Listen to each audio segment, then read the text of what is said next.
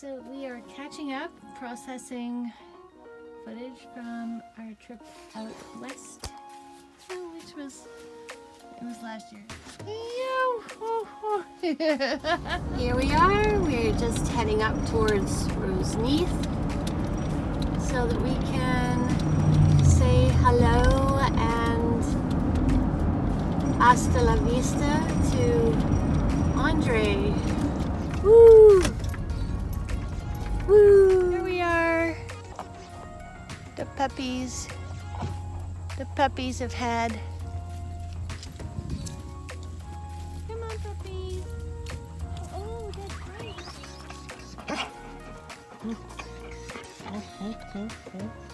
And there's the puppies. They're not knowing what to do. Yeah, you sweet girls, eh? You know what happy sounds like, eh? They're cuddling. Like literally looks like they're cuddling. Totally. You're my baby boo. No, you're my baby boo. Oh! No. Wonder if they still know my fake growl noise. They did. Look at her face. Look at Sadie's face. Oh, look, she's covering her eyes now. That was scary. I don't like that. That was scary.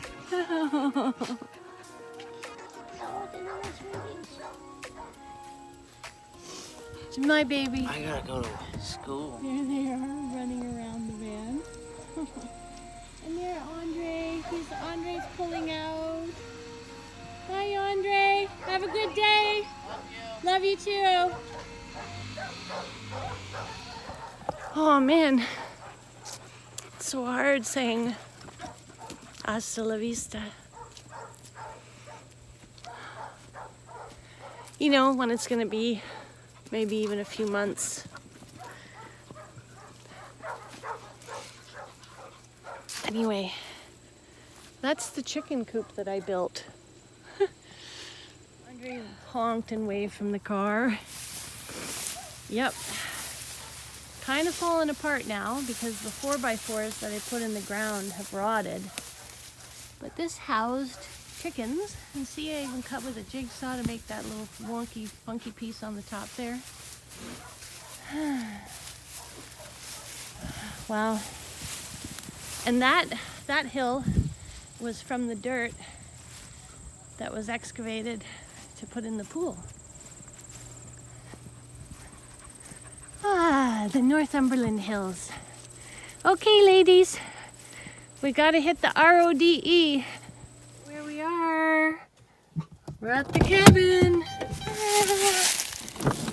Hi, puppies. Hi. Hello. This is home. This is actually like where we live. You see how they came out with no problem? This is the first time that this is going to be our home. Oh, they're comfortable. Sadie!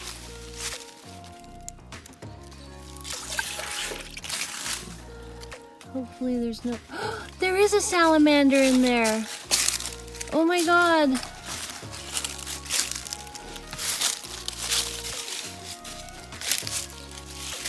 Salamander. There it is. Oh my god. She got her feet wet. Oh my god, she's going in. Oh my god, she's in. Oh my god, they're both going in. Wow.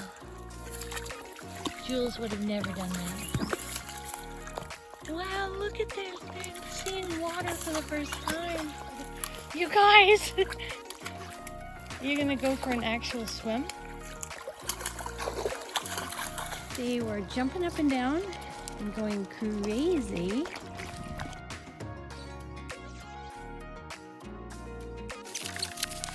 Hello. I am gonna go and lock up the cabin now. So this is it. And I'm gonna see if the girls are gonna come with me. You wanna come? Hi, Sadie. Hi, Sadie. How's your girl? You gonna come with me? You gonna come with Rosie? You gonna come, Rosie? Goodbye, cabin.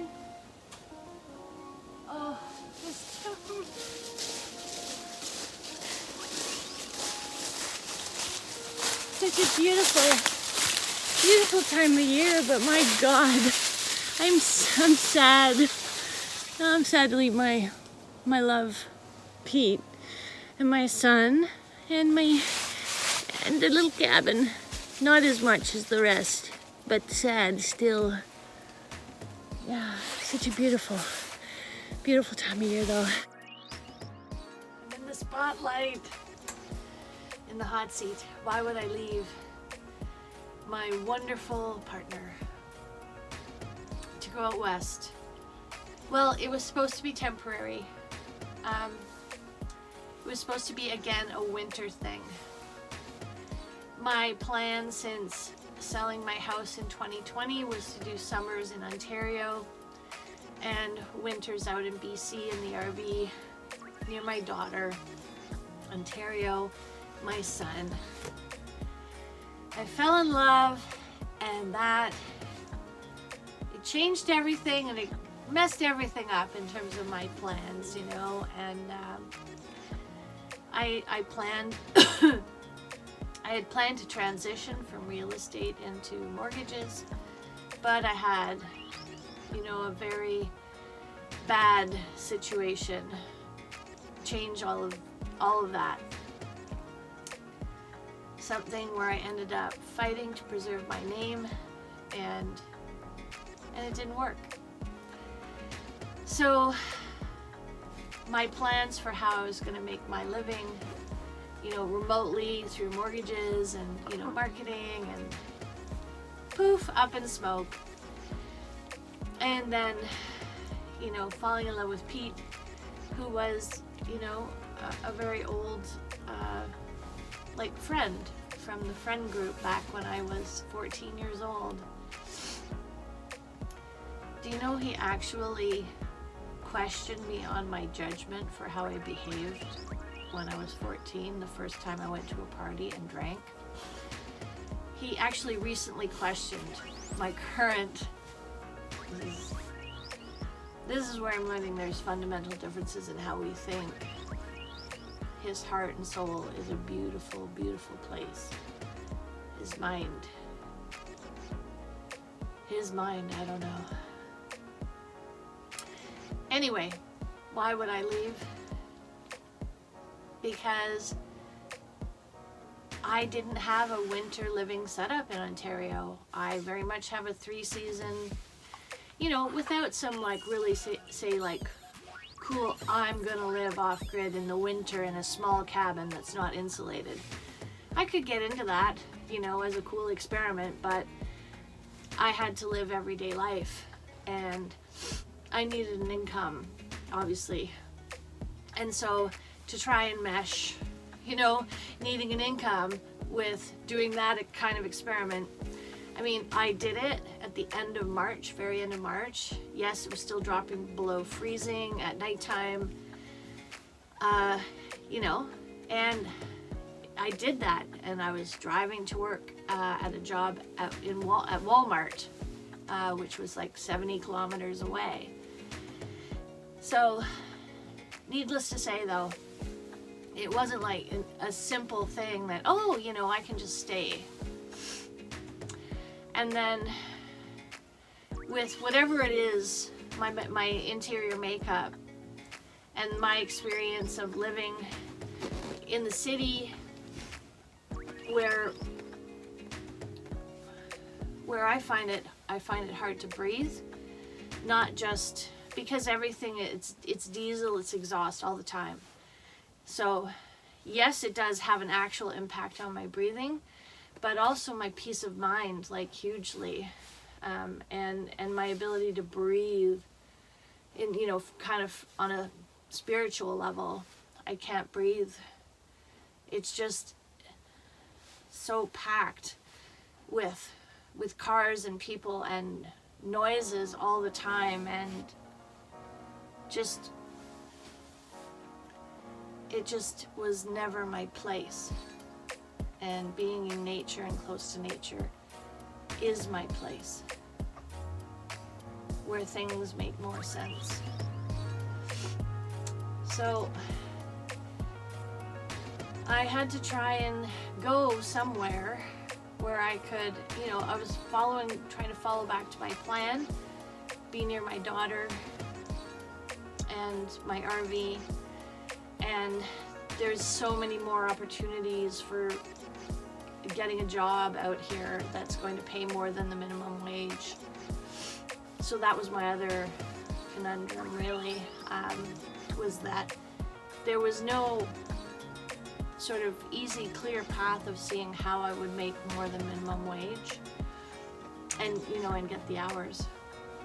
So when, this liquor store job thing, yeah, you'll get, 2 months full-time hours came up, I was like, yeah, because then I'll be fine financially, because I know what my budgeting, needs to be. And so I left, for the opportunity to build something new.